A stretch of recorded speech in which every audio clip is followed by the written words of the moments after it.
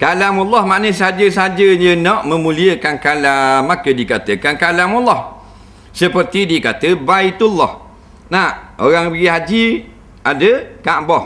Kaabah tu orang panggil Baitullah. Nah, seperti juga dengan masjid.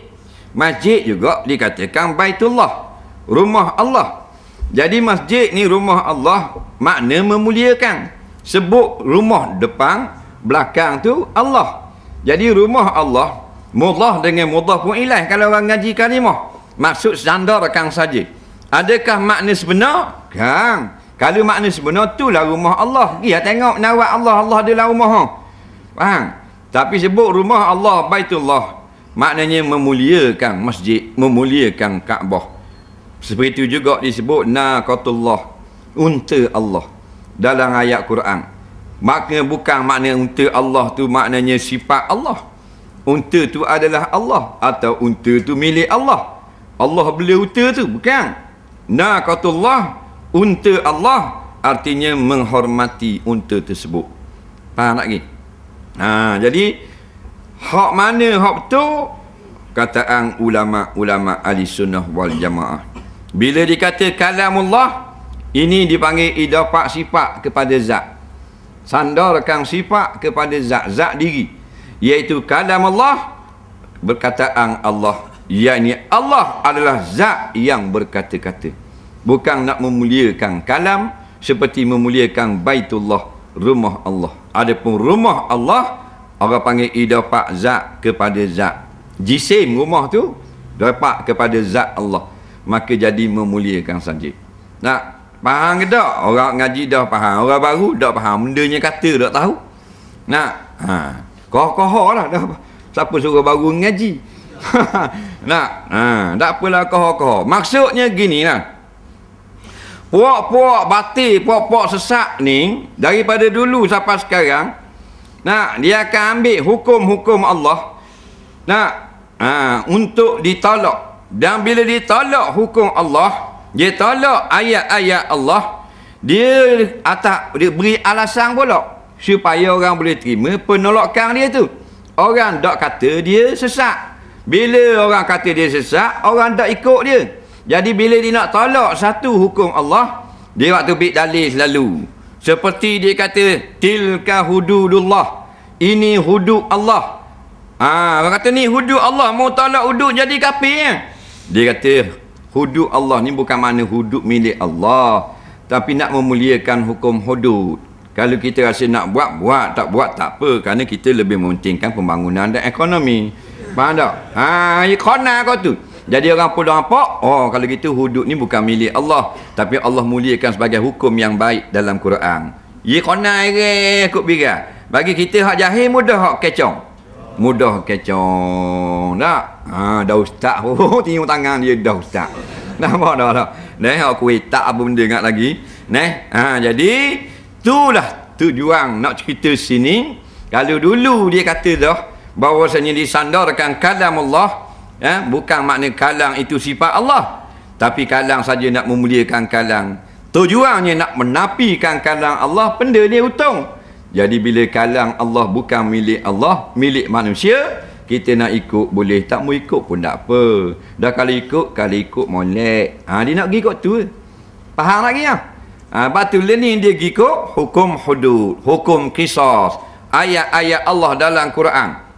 Semua dia kata bukan milik Allah. Suti waktu bik.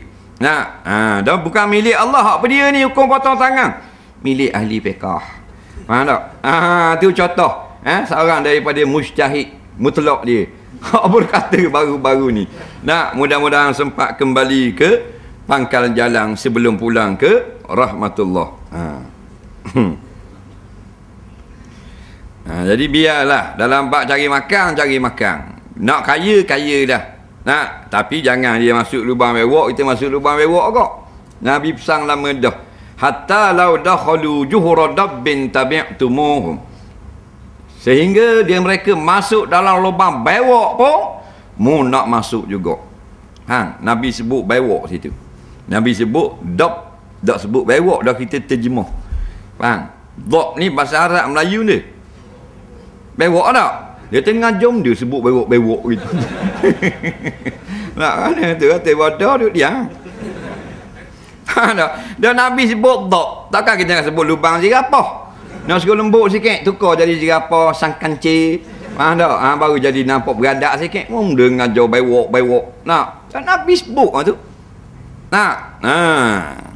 Sebab tu banyak kita sebut bewok. Nabi buat perumpamaan seperti bewok. Nak.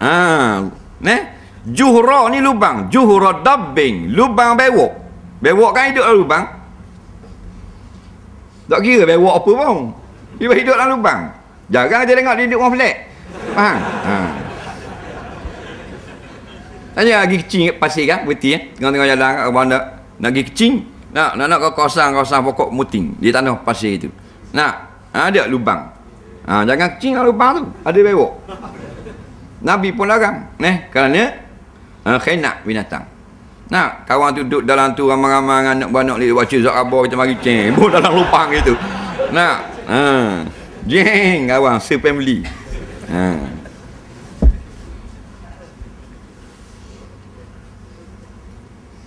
Jadi hok bagi coupling amat. Lepas dia kata ngajar sebut bewok.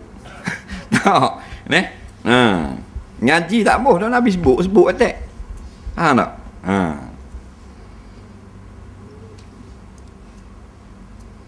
Jadi tujuannya supaya kita tidak ikut perintah Allah. Tak ada. Bagi dia maknanya kalam Allah ni milik Allah ke milik siapa dia tak ada penting lah tu. Tapi tujuan nak qana' ni. Sebab tu gerakan anti hadis benarnya anti Quran dan anti Islam. Cara nak hapus Islam dia iaitu dua sumber. Quran, hadis. Tolak Quran dengan hadis tu nampak sangat sesat. Maka tolak hadis saja. Quran kami pegang sebenar-benar pegang. Nampak kelas tak? Ada nampak molek juga. Mainan jarum. Cara jual kau. Dia kena ada mainan sikit. Baru orang mari beli ramai. Batu barang harga sama tapi jualan lelong. Tulis jualan lelong kira murah. Pada harga sama. Jualan akhir tahun. Jualan lelong. Nampak? Harga murah. Potongan tinggi. Jualan penghabisan. Token nak balik kampung. Banyak bahasa. Jualan murah. Harga sama. Ini gitu. Tujuan nak menghancurkan Islam. Secara tidak langsung atau secara langsung. Motif yang paling utama kasih kepada dunia. Nak kemewahan. Semutlak mungkin. Yang menjadi halangan iaitu agama. Maka diserang agama. Baru tengok ada dalam YouTube, dalam blog, dalam Facebook, ustaz PhD ngaji hadis tapi dia serang ulama-ulama. Dikatakan Hasan Al-Banna tu sesat. Syed Qutb rahimahullah taala pengarang tafsir fi Zilalil Quran sesat kaum ini. Ikhwan Muslimun pun sesat juga. Dr. Yusuf Qardawi sesat. Apa tujuan? Kerana ulama-ulama ni terlampau maknanya lantang menentang sekular. Faham lagi? Jarum dia halus.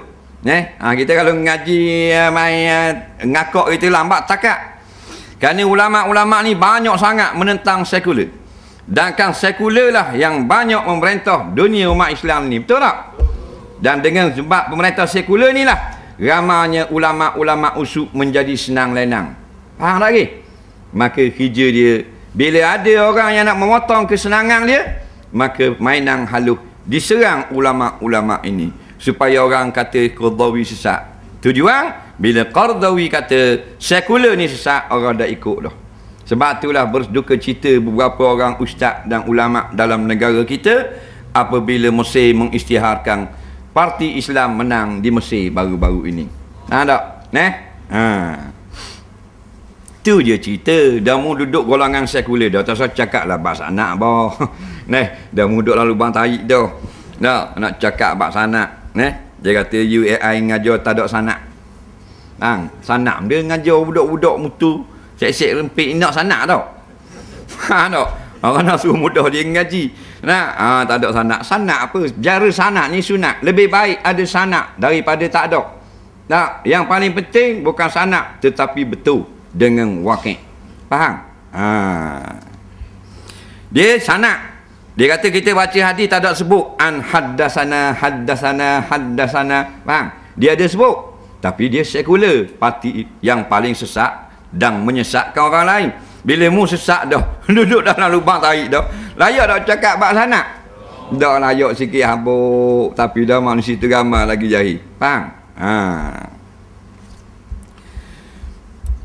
Dia nak anjurkan sunnah sanak-sanak ni anjuran, bukan perkara mungkar. Ni faham baik. Pengajian sanak, pengajian yang dipuji syarak. Tetapi jangan sampai mencegah kemungkaran orang yang tidak bersanak. Faham?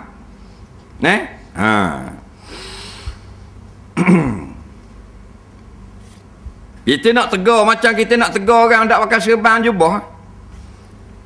Kita nak tegur orang tak sipang janggut. Benda tu bukan perkara kemungkaran, tapi perkara mandub, perkara mustahab. Jadi jangan sampai macam mencegah kemungkaran. Pasal apa? Pasal dia pakai serban. Dia ada janggut. Dia nak marah orang pakai luar jin dengan muka-muka hidung jelong. Dia dia pakai serban saja. Luar tak pakai. Angry Bird nampak terang. Kotek-kotek. Faham tak? Begitu juga orang ni. Dia percaya hadis. Tanya hadis sahih ke tak? Hadis orang tak sahih belaka. Hadis dia sahih belaka. Tapi dia menyokong orang zalim. Allah kata ke mana? Fatamassakumun nar. Duduk dalam api neraka dah. Nak cakap ke mana? Bak sanak. Faham?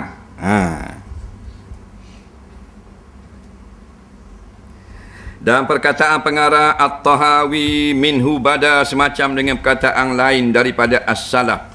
Minhu bada wa ilaihi ya'un. Artinya daripada Allah nyata Quran, yakni Allah Ta'ala juga yang berkata-kata dengan Quran itu. Dan kepada Allah kembali, yakni selagi dihapuskan akan Quran itu dari segala dada dan masahif. Masahif ini jamak bagi mushaf. Tidak ada tinggal dalam dada dan masahif walaupun satu ayat. Artinya Allah lah tuang punya perkataan, iaitu Quran. Orang-orang kapung ni tak faham ni Quran ni kalam Allah ni guana. Dah tu ada tulis dalam Quran tu. Nak jawabnya hak tulis tu makhluk lah. Hak di depan kita boleh robar, boleh cetak. Kalam Allah, hak turun Quran, turun hadis, apa benda ni, Zabur, Taurat, Injil, yang kata kalam sifat Allah ni yang bila kaifiyah, yang tidak ada kaifiyah. Faham lagi? Jadi bila diterjemah kepada Rasulullah yang berbahasa Arab, adalah bunyi depan belakang, titik bawah, sakdu, idgham, ikhfa, ada belaka dah. Tu konong bahasa Arab dari segi bacaan.